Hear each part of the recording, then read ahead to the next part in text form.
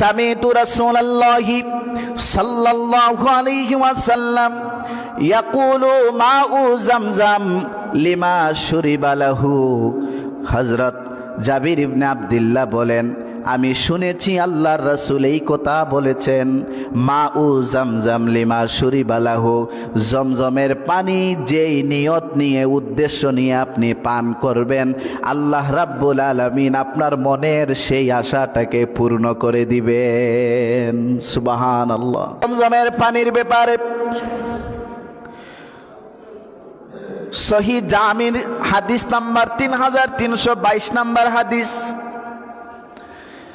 Khairu mine আলা ওয়াজহিল আরদি মাউ জামজাম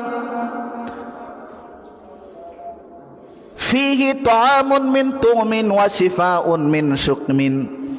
আল্লাহ নবী বলেন, দুনিয়ার বুকে সর্বোত্তম পানি যেই পানি হলো জমজমের পানি। অর্থাৎ এই পানির মধ্যে তিনটা বৈশিষ্ট্য আছে।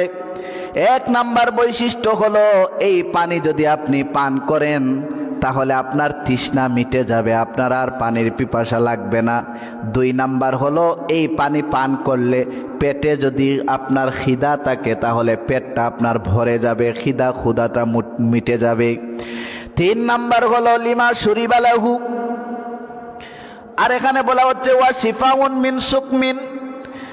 অর্থাৎ আপনি যদি পেটের ভিতরে, শরীরের ভিতরে যদি কোনো অসুস্থতায় ভুগেন আর এই জমজমের পানি নিয়ত করে আপনি পান করেন, পেটের ভিতরে থাকা অসুস্থতাকে, রোগটাকে আল্লাহ রাব্বুল আলামিন মাফ করে দিবেন। সুবহানাল্লাহ। এই জন্য জমজমের পানিকে বর্তমান বিজ্ঞান অনেকবার গবেষণা করেছে যে এই পানির মধ্যে কোনো ব্যাকটেরিয়া, জীবাণু আছে কিনা একটু পরীক্ষা করি।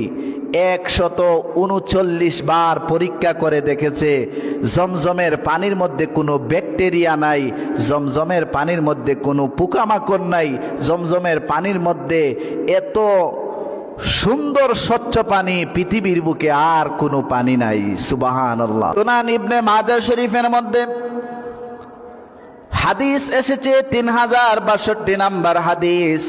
হাদিস বর্ণনা করেছেন জাবের ইবনে আব্দুল্লাহ রাদিয়াল্লাহু তাআলা আনহু। তিনি বলেন, সামিতু রাসূলুল্লাহি সাল্লাল্লাহু আলাইহি ওয়াসাল্লাম ইয়াকুলু মাউ জামজাম লিমা শুরিবা লাহু। হযরত জাবির ইবনে আব্দুল্লাহ বলেন, আমি শুনেছি আল্লাহর রাসূল এই কথা বলেছেন, মাউ জামজাম লিমা শুরিবা লাহু, জমজমের পানি যেই নিয়ত নিয়ে উদ্দেশ্য নিয়ে আপনি পান করবেন, আল্লাহ রাব্বুল আলামিন আপনার মনের সেই আশাটাকে পূর্ণ করে দিবেন। সুবহানাল্লাহ। জমজমের পানির কত উপকারিতা, কত ফায়দা। এই জন্য হাজী সাহেবরা হজ করতে গেলে, উমরা করতে গেলে একটা মশক ভর্তি করে কিছু জমজমের পানি নিয়ে আসেন, পরিবার পরিজন আত্মীয় স্বজনদের মধ্যে এই পানিগুলো বন্টন করেন। আর আরব দেশের একটা গবেষণায় দেখা গেছে, বৎসরে জিলহজ মাসে যে হজ করার জন্য মানুষরা আল্লাহর বাড়িতে যান, হাজী সাহেবরা, তারা প্রায় 19,000 লিটার পানি তারা পান করেন। সুবহানাল্লাহ। কত হাজার লিটার, 19,000 লিটার পানি তারা পান করেন। এই পানির ব্যাপারে আরেকটা বর্ণনা পাওয়া যায়, পানিটা আপনি কিভাবে পান করবেন। পৃথিবীর বুকে সমস্ত পানি পান করার জন্য সুন্নত তরিকা হলো আপনি বসে বসে পান করবেন, কিন্তু শুধুমাত্র জমজমের পানিটা পান করবেন দাঁড়াইয়া, এটা হলো সুন্নত। হাদিস নাম্বার হলো সহিহুল বুখারীর 1637 নাম্বার হাদিস। আন আব্দুল্লাহ ইবনে আব্বাস রাদিয়াল্লাহু তাআলা আনহু قال জামজাম ফাশারিবা ওয়া হুয়া কায়িমুন। আমি আব্দুল্লাহ ইবনে আব্বাস শুনেছি, সাকাইতু রাসূলুল্লাহ, আমার নবীর সামনে আমি উপস্থাপন করলাম, সাকাইতু রাসূলুল্লাহি সাল্লাল্লাহু আলাইহি সাল্লাম মিন জামজাম, জমজমের পানি আমি রাসূলুল্লাহর সামনে নিয়ে উপস্থাপন করলাম। সঙ্গে সঙ্গে তিনি ফাশারিবা, সেগুলো পান করতে শুরু করলেন। ওয়া হুয়া কায়িমুন, নবীজি তখন দাঁড়ানো অবস্থায় ছিলেন। অর্থাৎ শুধুমাত্র জমজমের পানি বাংলাদেশ থেকে যদি পান করেন দাঁড়িয়ে, পশ্চিম দিকে মুখ করে, আপনি একটা নিয়ত করবেন, ওই নিয়ত করে জমজমের পানি 3 শ্বাসে পান করবেন। আল্লাহ পাক আপনার মনের নেক উদ্দেশ্যকে আল্লাহ কবুল করে নিবেন। সুবহানাল্লাহ। জমজমের পানির ব্যাপারে আরো অনেকগুলো হাদিস সহিহুল মুসলিমের মধ্যে হাদিস এসেছে।